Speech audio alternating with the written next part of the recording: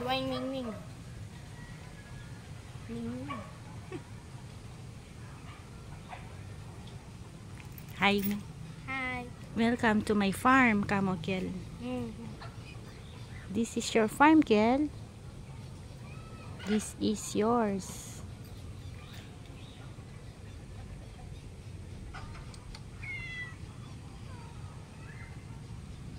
Sino ba daw si Ken?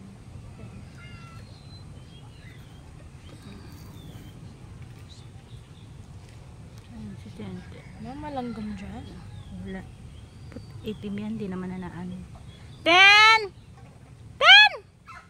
Ayun siya. Ten!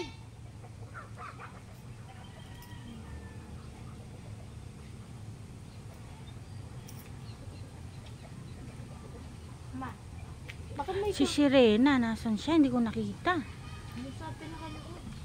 Kawawa naman. Napabigyan kaya ang pagkain ni Daddy si Sirena. Bakit meron kulkul doon? Doon sa malapit na... Ewan ko, di ko alam. Hindi ko alam. Bakit may ganyan?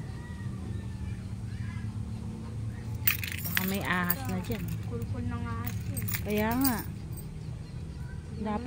Dapat tinakpan yan eh. Kalaki ng kulkul, oh. Ang daming kulkol. 1, 2, 3. 3, good para lumabas yung baby. Dapat takpan yan kasi pag nag-isda, paano yun? Si Sirena napapakain, Dad? Nandun lang pala si Sirena, Kiel eh. Itang gulo kubo eh. Sa likod lang pala sa kubo si Sirena, Kiel eh. O dati nasa silikon. Malambat na ako mo. Tara, punta na si Sirena. Tagal po nang hindi nakikita si Sirena.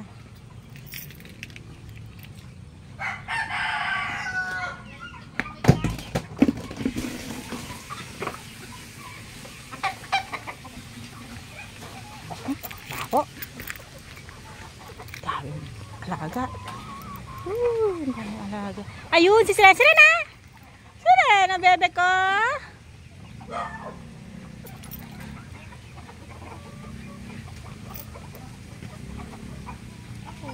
Ay.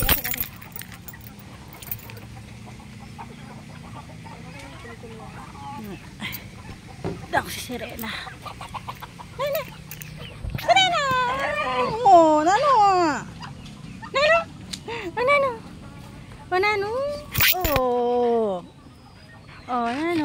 Nano. Halo, hindi ka kaya nababasa, Sirena? Kapag umuulan, hindi ka nababasa. Ingay mo, Sirena?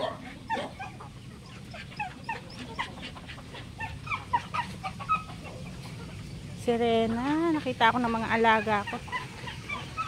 Ano kaya ang gagawin ko dito? Fish pan o kalamansihan?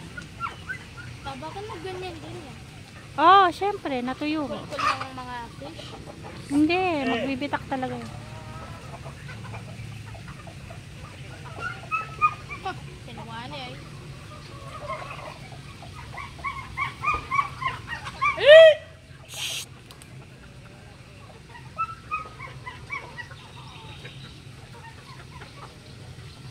Yung timba, Dad, punuin mo ng tubig para makakainom sila, yung mga manok. Tsaka bibi yun, timba.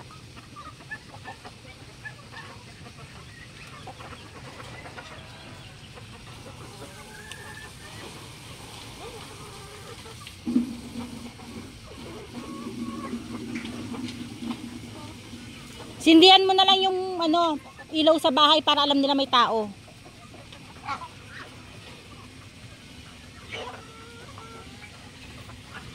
Huwag mo nang patayin. Ay, rugo, kadanok na rin kaya marugak. Ay, kadanok na rin marugak ko. Marugak, ling marugak ko. Ay, wasam-saman.